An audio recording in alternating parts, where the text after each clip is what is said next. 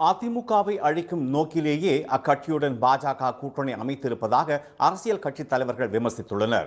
அடுத்த ஆண்டு நடைபெறவுள்ள சட்டப்பேரவைத் தேர்தலில் அதிமுகவும் பாஜகவும் இணைந்து போட்டியிடும் என அதிமுக பொதுச் செயலாளர் எடப்பாடி பழனிசாமி முன்னிலையில் உள்துறை அமைச்சர் திரு அமித்ஷா அறிவித்தார். பாஜகவுடன் இனி ஒட்டும் இல்லை, உறவும் இல்லை என அதிமுக கூறி வந்த நிலையில் இரு கட்சிகளும் கூட்டணி அறிவிப்பை வெளியிட்டிருப்பது விமர்சனத்திற்கு ஆளாகியுள்ளது. சென்னையில் இன்று செய்தியாளர்களை சந்தித்த திரு வைகோ, திரு அமித்ஷாவுடன் மேடையை பகிர்ந்து கொண்ட திரு பழனிசாமி ஒரு வார்த்தை கூட பேசாமல் மௌன சாமியாராக அமர்ந்திருந்தது ஏன் என வினவினார்.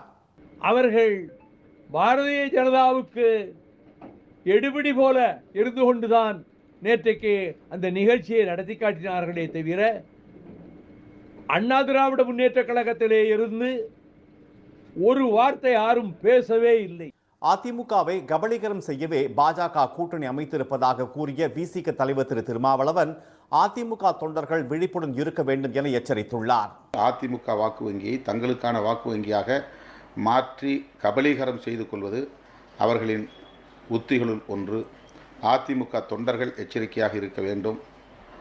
அதிமுகவை அழிப்பதற்கு பாஜக செய்யக்கூடிய ஒரு சதி முயற்சிகளுள் இதுவும் ஒன்று.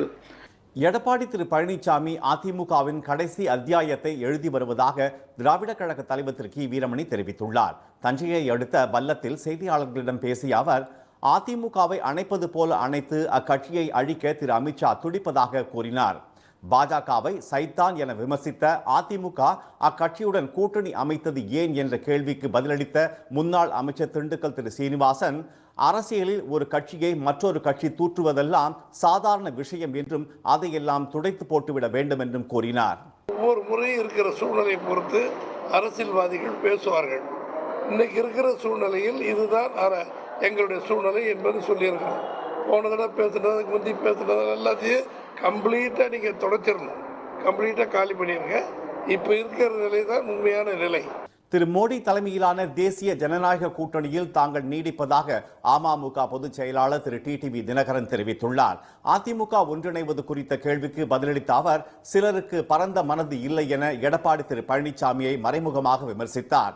தாங்கள் இப்போது எந்த கூட்டணியிலும் இல்லை என தெரிவித்த தேமுதிக பொதுச் செயலாளர் திருமதி பிரேமலதா, தேர்தலுக்கு இன்னும் ஓராண்டு இருப்பதால் நிதானமாக முடிவெடுக்கப்படும் என்று கூறியுள்ளார்.